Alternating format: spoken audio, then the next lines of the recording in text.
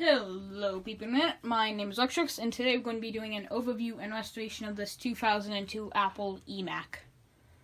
The particular unit that I have here is the 700 MHz model, and it originally had 128 megabytes of RAM and a 40 GB hard drive from the factory, but it currently has an 80 GB hard drive and a gig of RAM.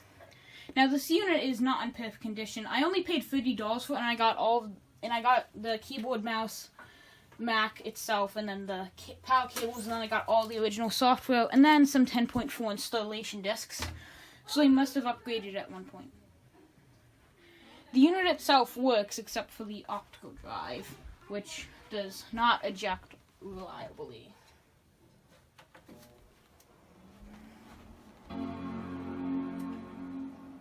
The system is currently running macOS 9.2, and CRT isn't actually doing that in person, it's just cameras wreaking havoc. And like I said, today we're just going to be doing a retrobiting of this keyboard, because it doesn't really look that yellow on camera, the keyboard. But when you compare it to the USB port, which did not white, it's clearly yellow. And then the front bezel, which is more of a cream color, but it's more yellowed at the bottom. So I think this sat in a window with maybe the top half colored by shade. And if macOS 9.2 will load, then we can see that the system is loaded with a gig of RAM. And once I get the optical drive working, I'll probably install 10.4 on this. I could install 10.5, but I don't have any 10.5 discs right now. And I lost my 10.3 discs, so let's just go into a time lapse of me starting to disassemble the unit so I can take off the front bezel, clean out the unit. This unit is actually really dusty because it's sat in storage for a while. And when I bought the thing, the guy asked me if I was a collector, and I told him yes. And the guy says he is the original owner, which I'm not sure really makes sense because these weren't sold to the general public in 2002, but he was an engineer, so maybe that's how he got it or something. But time lapse. So I have this towel down so I don't scratch the bezel up and the screen up. There's only one tiny scratch on the CRT display, and it's not even visible unless you have like a pure white background on the screen. But so we're just going to flop this thing down and then start disassembling it in a time lapse. And yes, I am disassembling a computer on a carpet while wearing socks. Criticize me, I don't care.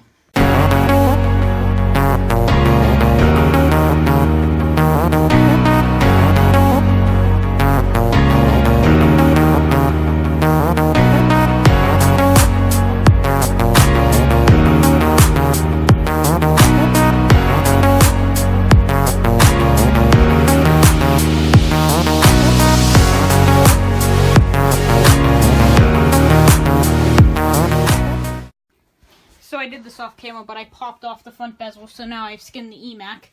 You can see that's the broken DVD drive. Shouldn't be that hard to pull out. It just looks like there's two screws holding it into the side.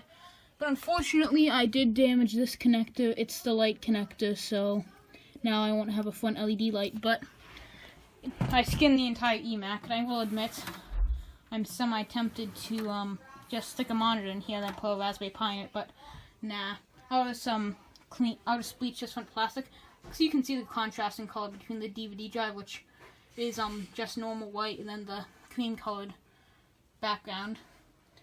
But so once I bleach it, then we can put it back on to the rest of the case. And the inside of this computer is actually, sorry, my bunk bed ladder is falling down. The inside of this computer is actually really cool looking, but it's incredibly filthy also. I have it set down right now. You can see how just dirty it all is. But Emac, the inside of the Emac is also dirty. But I'll probably hose out. I'll either use alcohol or hose out this exterior piece, and then I'll disassemble this and put the then I'll retrobite it. Got to pull off the speaker assembly. No, this is the microphone. I didn't damage that, but just have to pop this off, and then we should be good. Unfortunately, I can't do this right now because it's about 7 o'clock out, and there's still some sunlight left, but not enough to do the retrobite treatment. But I'm not going to disassemble this keyboard yet because this also needs to be so you'd have to see it compared to the mouse. But I guess I'm just going to blow off this computer with some compressed air. So I have some compressed air here, some ultra duster, and the fan's pretty dirty and that'll have to be worked out with alcohol, but the rest is can just spray dust all over my room. Yeah, doesn't matter. I only have bronchitis. I don't have asthma. So this all just needs dusted off in general. And I'll probably have to wipe this fan down with alcohol. Not do that. But I'll just blow all the dust out of this off in a minute and so you people can see, because this will probably be easier to do with two hands. Now that I've blown out a lot of dust using compressed air, I'm now going to use alcohol, because you always need alcohol when cleaning computers because it's difficult and this really takes the edge off. Just take a paper towel covered in alcohol and rub it on stuff until the dust goes away. And I have to peel off this foam because it's disintegrating at this point. So this is my donor DVD drive. I believe this is only equipped for a CD drive instead of a DVD drive right now, but I also realize I still have to clean off all that stuff. But I'll clean that off with the main case unit later. But should just be a few screws, like only 4 of them holding in this DVD drive. Then we can swap them out. Just be able to stick the screwdriver in here and take these out. Actually, no, wait. Cables. I need 2 hands. So there are actually 2 more screws hidden under this RF shield, which require taking out these 4 other screws. So I'll just do that quickly now. Once again, I require 2 hands. I'm sorry I can't show you more, but my tripod does not work very good since I need to use a wall clamp to hold it into place. Camera won't focus. But just pop these 4 screws out quickly. More than 4, because there actually wasn't one there. There's one here and there's one over there, so it's actually 5 that I can tell right now. There's probably more. I can't seem to pop off this shield, but I can push it forward enough so I can actually gain access to the screws, unscrew them, and then get the DVD drive out. I actually did figure out how to get this RF shield off. All I had to do was move an extra screw that was hidden under the fan. Because I did actually take the fan off just to make sure there was no hidden dirt behind it. There wasn't. And I could get better access to the heatsink. So even though I moved all 4 screws, I can't seem to get this DVD drive out. Not really sure why, but it just seems stuck in there. So I've been going to take the whole thing apart by just taking out random screws or something. Because I looked up on how to disassemble one of these, except this isn't the same audio because I can't really find a disassembly for the 2002 one. Because none of the disassembly videos I found told me how to disassemble the stand, so I had to figure that out on my own, and which took some creativity, which is why I have these pliers here, because these bits that I used to disassemble the unit weren't long enough to get my drill in there, so I had to stick my pliers in there and kind of turn the screws out. But now I'm going to see if I can just fiddle and get this DVD drive out. I'll take pictures so I'll know where everything goes though. I managed to free the disk drive. It just looks like it was pressed up against the motherboard, keeping it from moving, but I just loosened up some of these screws so it could move in and out freely, so now I should be able to pop this out. I popped out the genuine Apple storage drive. It's actually DVD ROM drive, and now I can put this new one in. Slotted the new DVD drive in place, and now I can screw it in. The disk drive's all screwed back in place properly. Can plug it in and put on that shield. DVD drive is screwed back in and plugged in. Can put this shield back in now. So I just put the fan back on. So now this is the entire inside of the computer cleaned. I blew it out with dust, and then I used some WD-40 to get the excess glue off, because I peeled off that foam stuff because it was rotting away. I might pick up some foam strips later to put them on, but I might not. But the system is all dirt free. These fans were covered in dirt, and so I just wiped them down in alcohol, WD-40, and some compressed air. And now that I've completely replaced the optical drive, that should work now, so I should be able to install 10.4 Tiger. Here you can see the new optical drive, just a basic DVD or drive. Screen still needs to be cleaned some. But other than that, I'm semi-tested just to put the outer shell on this, not even screwed in, just so I can hook up the power button, just to test the optical drive.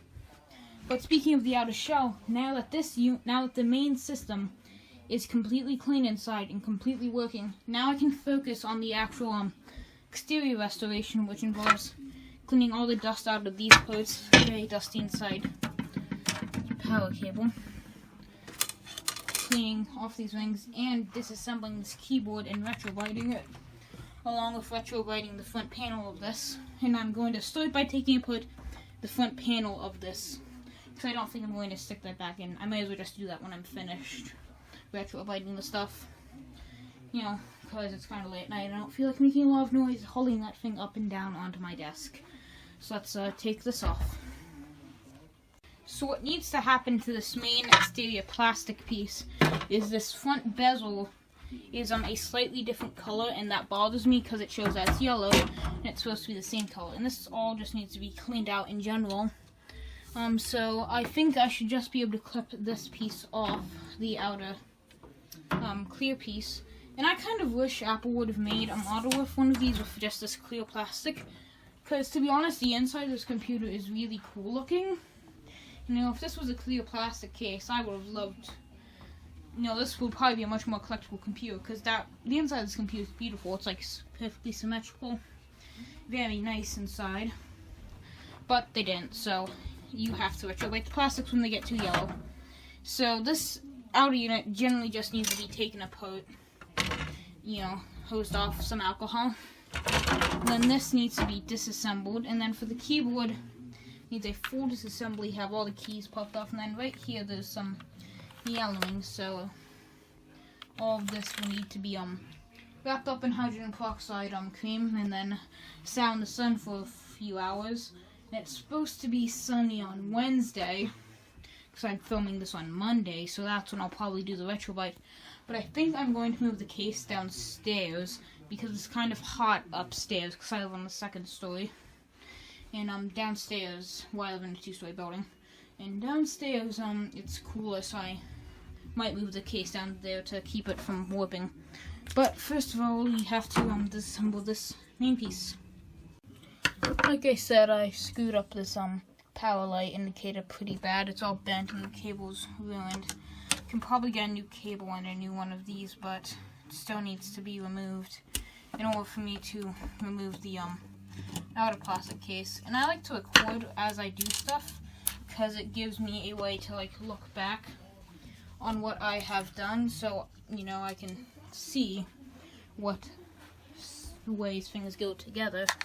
And I have this little portrait for Arduino stuff. I just need to remove stuff, and recording helps me do that. I'll probably be rewatching this video later so I can figure out where everything goes.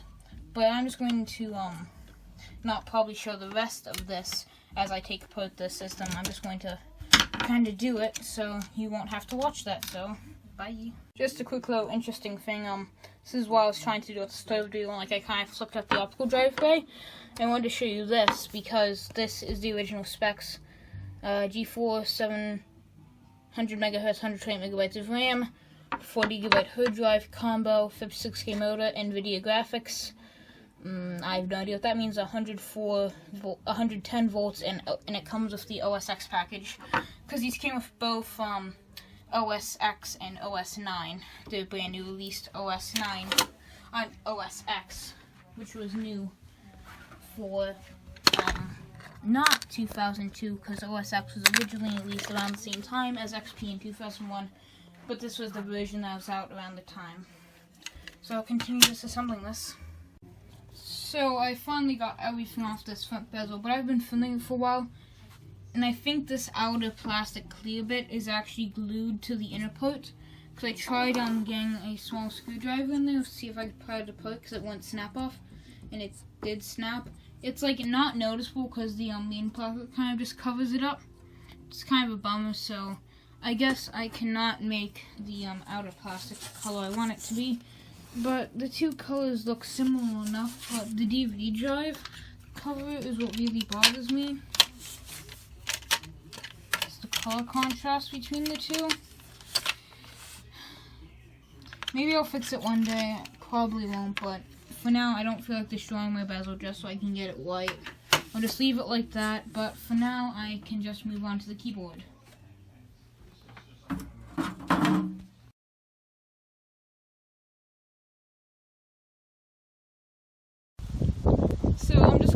actually hose out the computer case now, because I guess I can't retrowrite that front panel because it seems to be glued in place. So I'm outside, I have the hose, and I do have some soap. I'll fall on this later, but I'm just going to hose it out quickly. It's just full of dirt. Make sure it doesn't fall over. So I just finished hosing out each piece, and I also wiped them down with a soapy bag. And once I bring them in, I'll probably wipe down some of the worst spots and scuffers with some alcohol. But once this is done, and then I clean off the base, which I'll do not outside, then the unit will be ready to be put back together. So the two pieces have finished drying, and now there's no longer any dust in this one. And once again, it still kind of sucks that I can't retrowrite the front bezel. But before I put the whole thing together, I need to reassemble the front bezel. Now the front bezel, this is really easy to reinstall. I just need to first of all install the little microphone, these speakers, and the shock mounts are now on, which means the last thing that needs to go in is the CD drive cover, and then this front plate will be completely reassembled. And it wasn't really a waste disassembling this, even if I didn't retrowrite it, because it still needed to be hosed off to be cleaned, because it was pretty dirty. When you have the proper size screwdriver, you can just pop it in, and then it will go in, so that you can now have a fully reassembled front panel for an Emac. Now there's only one last thing to do to the actual computer part. That is to reinstall the speaker assembly, which I believe is actually a non-mounted part, which means that doesn't have any screws holding it in. So once I clip this in place,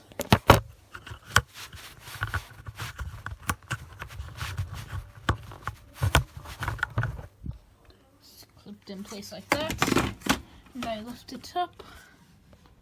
That should be the speakers installed, and now I can pop on the front panel. Got the front bezel back on and fully mounted with all screws in. Outer shell is on but not screwed in, so I can test the system to make sure it still works properly. The computer still works fine, so I didn't break anything. I got all the exterior screws on. Now the stand is on and the unit is fully reassembled. Yay.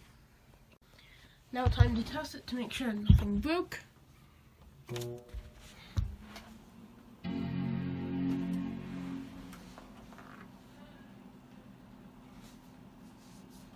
Dun dun dun dun dun dun dun dun dun dun dun dun dun.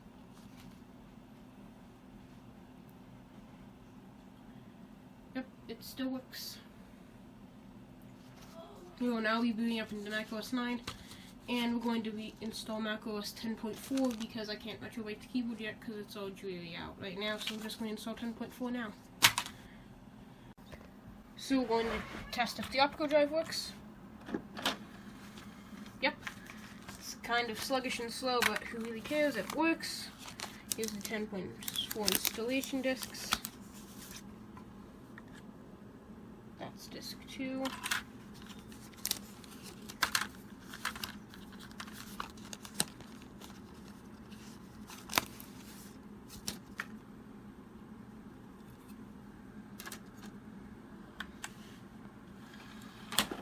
It retracts fast.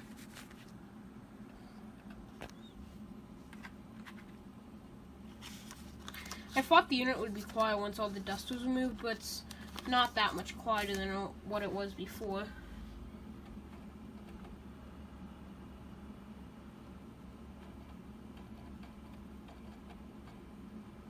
Okay, so here is the install macOS.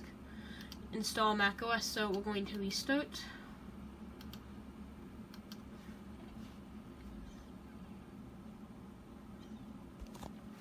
Hold down Control.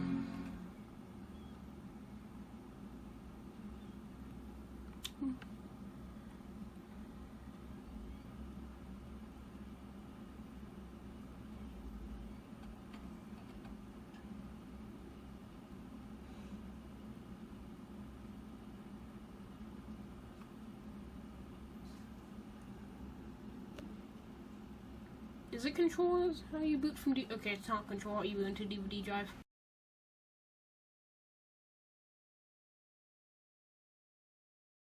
So unfortunately, my camera ran out of space when I was recording, and so I couldn't record the time lapse of me installing macOS 10.4.